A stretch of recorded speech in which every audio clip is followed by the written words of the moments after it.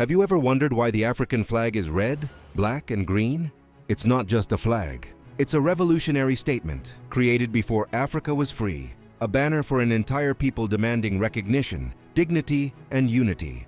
In 1920, at a time when much of Africa was under colonial rule and African voices were silenced worldwide, Marcus Garvey and the Universal Negro Improvement Association unveiled a symbol that would define African identity across continents: the Pan-African flag.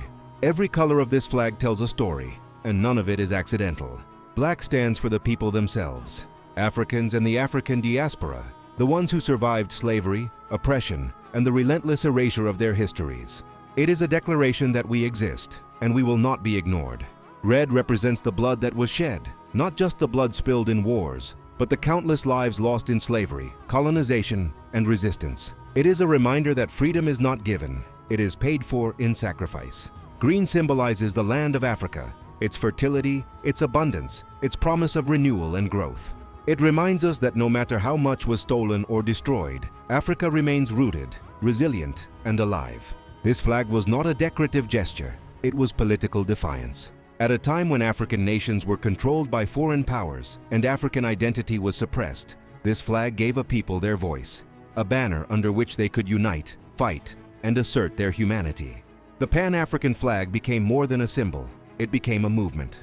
It inspired leaders, liberation movements, and later influenced the national flags of newly independent African nations. Even today, when you see red, black, and green flying on streets, in rallies, or across borders, you are witnessing the legacy of a struggle that began long before independence.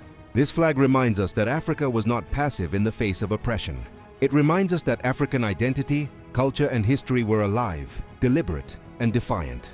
The flag is a visual record of resistance, blood, and hope, a truth often left out of textbooks, ignored by colonial narratives, and dismissed by those who underestimate African agency. The Pan-African flag is more than cloth and color. It is a story stitched into history, a warning, a promise, and a declaration. Africa lives, Africa resists, and Africa remembers.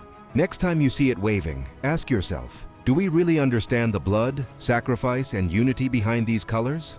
Or have we been taught to ignore the history they demand we honor?